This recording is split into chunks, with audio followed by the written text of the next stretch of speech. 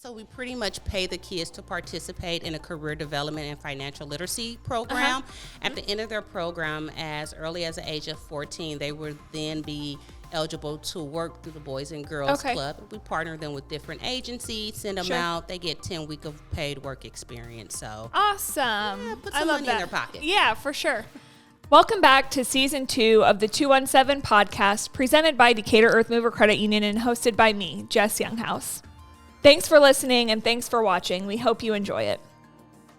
Welcome back to the 217 podcast, presented by Earth Mover. We have Shamika here from the Boys and Girls Club, who joined us in Season 1, but I wanted to have her back to talk about what's going on at the Boys and Girls Club here. Now that summer's over, we heard about summer programming when we had you on in the spring, and so I'm anxious to hear how that went. And now that school's back in session, kind of what stuff we have to look forward to the rest of the year. Absolutely. Well, thanks for having me again. Yes. Our summer was amazing, and we're happy that it's over and happy that the warm weather did not come until we were done. Oh, my gosh. I know, but we had a great time, and now we're into our back-to-school program just like that. So awesome. Things move fast. What were some of the favorite moments of the summer?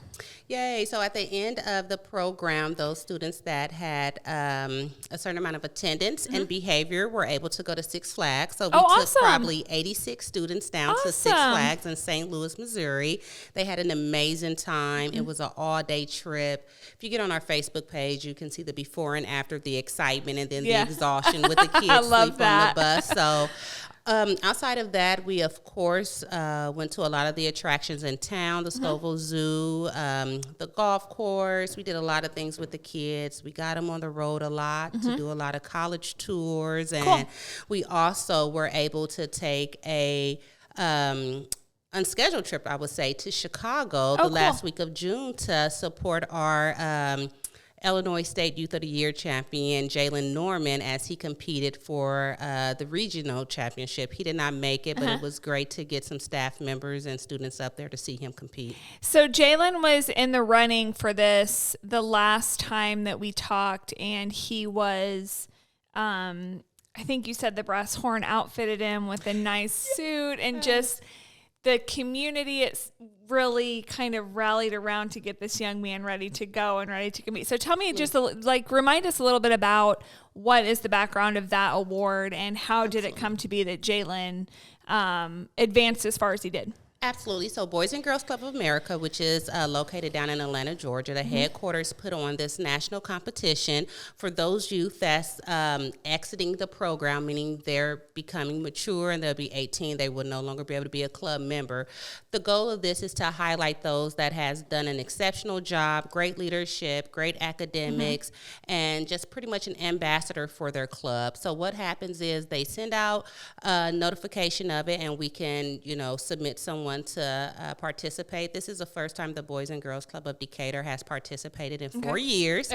Got Jalen in the competition, and he did a phenomenal job, and he won the Illinois State Youth of the Year competition. So then the next step was going up to regionals to compete for that title, where he competed against, I believe, 10 other states, including military Boys and Girls Club. Unfortunately, he did not win, but we are still celebrating his success, and he is still getting scholarships from even participating. So what are his future plans? He wants to be a neurologist. I think I told this story last time I was on here. His mother had a stroke at a very young age, so his lifelong goal is to be able to provide some type of medicine or cure where his mother can walk and talk just like you and I. So that's what he's passionate about. He will be attending University of Illinois, or is attending University of Illinois this fall. So, we're just excited for Jalen. We hope he don't forget about us.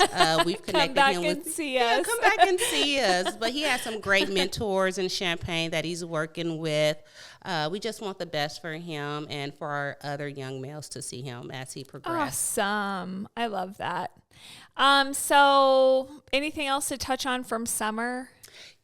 Let's see, all the water days, and we did not do our big Boys and Girls Club National Week, which we normally have the last week of June because we were up in Chicago. However, we did partner with SIMP, Children's Museum, Girl Scouts, Boy Scouts, and several other agencies that came out to make the program awesome. I Cool. tell people all the time, collaboration and partnership is the best thing that we can go in 2023 with all outreach programs, because Sure. there's so much that we can do for our kids, but we always don't have it in our budget and time. So we're appreciative of those organizations Yeah. that help us out. What's the kids' favorite summer activity? Basketball. They just want to play basketball Yeah. all day long, just basketball, and the girls want to watch the boys play basketball. So I love that. anytime we want the kids to, like, if we notice that a kid is failing, and we're like, oh, he loves basketball, so let's tell them, like, hey, you have to go in the homework room for a certain amount of time, and he'll do it. It's a great incentive, that basketball court. Good. It really is that simple, just a basketball court. Yes. I love that. So what's new going into the school year? So this year we wanted to do something a little bit different. As you are aware, there was an uptick in violence amongst youth in our community and other communities surrounding us. So one of the things the Boys and Girls Club wanted to do is provide a space for only the teenagers. So historically, our program is Monday through Friday for all ages. Now, Fridays are just for those teenagers 14 and up. Okay, cool. We've extended our hours to 9 o'clock on Friday evenings, and this is just simply open gym. Just come, play, concession stands, music. We want the teenagers to have a safe place, just like Friday nights for everyone. You've worked hard all week. You want to let go, but we don't want them going to the streets for that fun. So we've collaborated with other youth agencies, Shamila Outreach, Youth with a Positive Directions, and invited them to bring their teens over. So we're excited about that. Yeah. Another thing that we're offering for the teens, we have a teen workforce program. Okay. So we pretty much pay the kids to participate in a career development and financial literacy program. At the end of their program, as early as the age of 14, they would then be eligible to work through the Boys and Girls Club. We partner them with different agencies, send them out. They get 10 weeks of paid work experience. So awesome. Yeah, put some money in their pocket. Yeah, for sure. What events, are there events coming up this fall that we should know about? Absolutely. Well, my first favorite one is our annual Halloween Trick or Trunk, which we'll be doing on Halloween. We are looking for donations. Last year, we got tons of donations, and we were able to serve close to 500 families in as quick as an hour. So this year, we're hoping to double the amount of candy that we give out. We'll be at the Boys and Girls Club in our parking lot, lit, safe area. We're hoping to add a few more fun things this year, fun for all. And then our annual banquet, which is November 9th. It'll be at the Decatur Club. Doors open at 5:30, and our keynote is Dr. Rochelle Clark. Okay, cool. And she'll be our theme this year is Key to the Future. It was a campaign that was launched back in the early 90s by Walt Smith and his administration. And it's a campaign that I am looking to revisit, because the kids are the key to our future. And as we face all the challenges that they're going through, you have to often think, like, they're also our future. So if this is our future that we have to be the next me or you, like, what are we doing to prepare them for that? So I look forward to hearing her message and see what she shares. How can people get involved in Trunk or Treat? You can just contact the Boys and Girls Club and just ask for anyone and say, hey, I want to donate some candy. Drop it off. We're there Monday through Friday, 8 a.m. to 7 p.m.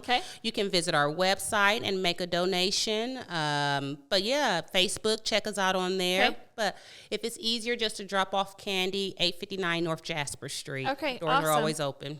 What else is there to talk about with Boys and Girls Club? Oh, wow. I know. Volunteers. Volunteers. So we started our program August 21st, and our average daily attendance within the first month of the program is roughly like 50. We have already had close to 112 kids register for our program and seeing an ADA of 80. So it's very challenging in our education department to serve everyone that comes in there. We see about 40 kids a day that needs more of a one-on-one support versus assistance. So if there's anyone that's looking to get involved, our homework assistant program is Monday through Thursday from 2:30 to 5:30. Okay. How does attendance look this year based on, or from last year to this year? What's the difference? I'm really not for sure. I think a lot of parents are taking a stance on getting their kids in a safe after-school environment, just with everything that's going on amongst youth. And I appreciate that. That's exactly what we want the parents to do. We want them to take control. We want them to get either in the Boys and Girls Club, YMCA. They need to be somewhere safe during non-school hours. So I think a lot of parents are taking a stance on that.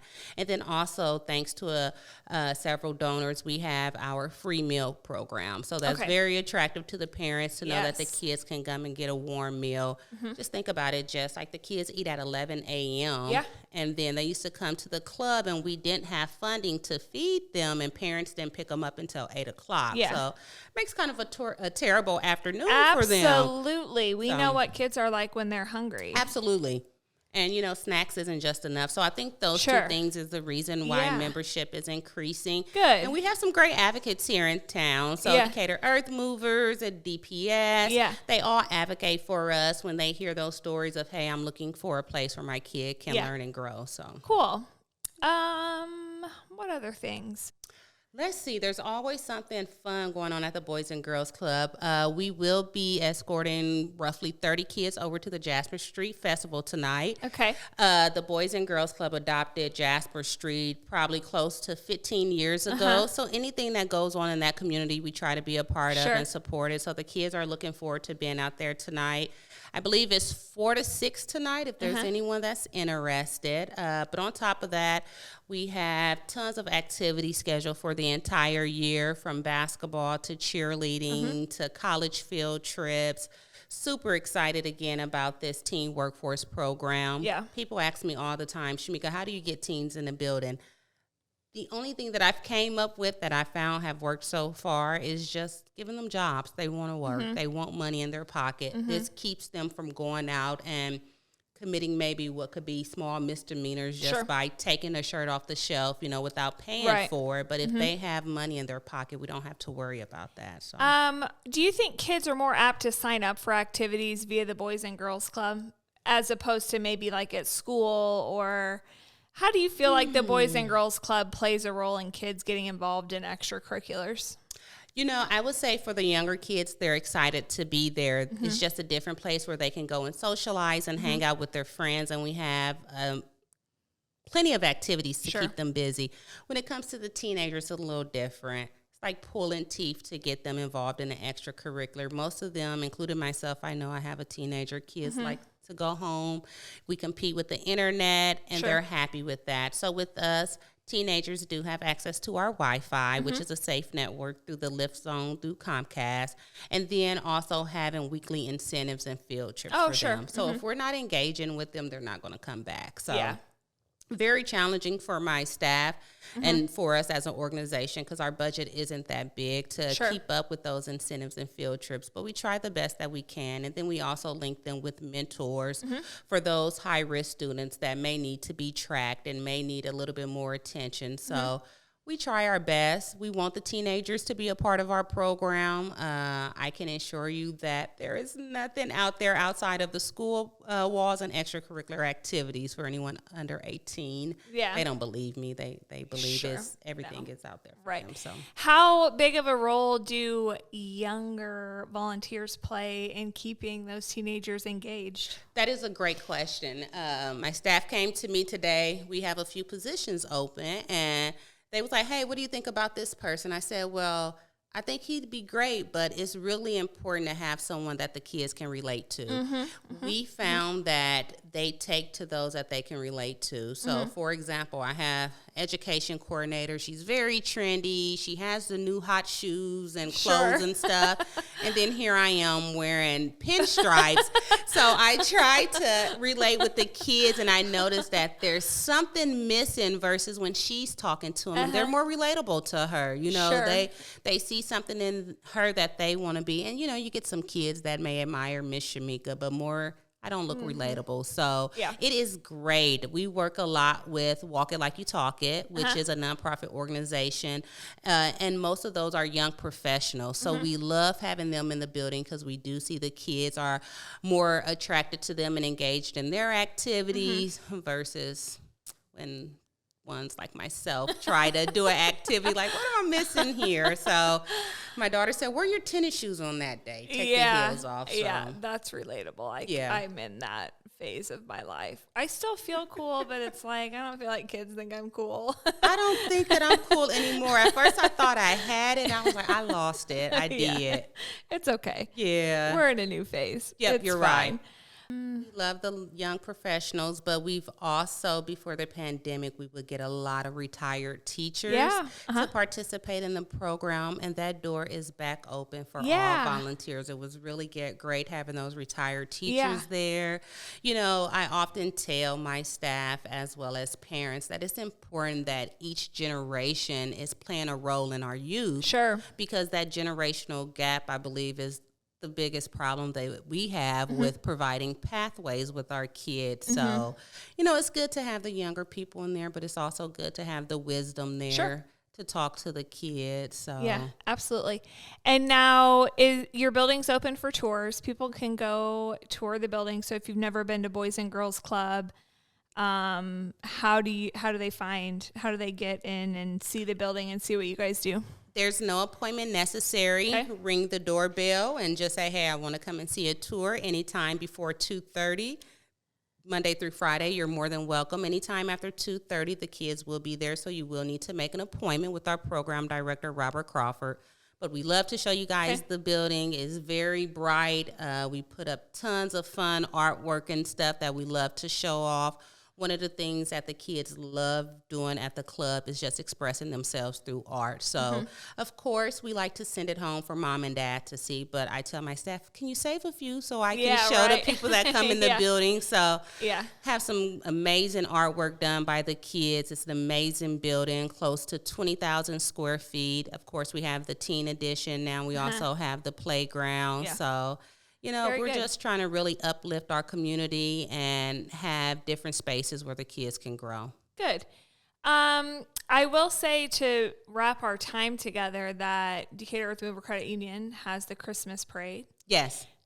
Coming up sooner than anybody thinks. Yes. And so it costs $25 to enter a parade float into the parade, and all of those proceeds benefit the Boys and Girls Club. So, so if you want to be creative and put a fun float in the parade or whatever, or if you know people, certainly send them our way, and that'll all benefit the Boys and Girls Club. I absolutely will. I did see that email. We participated a few years ago before the pandemic and had a blast. So we may not have a fun float, but we will have a lot of fun little elves. That's our theme this year. So yes, look forward to seeing us at the Christmas parade this year. We're excited to participate. Perfect. So you can find the Boys and Girls Club online and on Facebook. Absolutely. And on North Jasper Street. Absolutely. And that website is www.bgcdecatur.org. Awesome. Thanks so much for joining us for this quick little recap of everything great about the Boys and Girls Club. Happy to be here anytime. All right. Thanks, Shamika. Thank you. Make sure to like and follow Decatur Earth Mover Credit Union on our social channels for more content.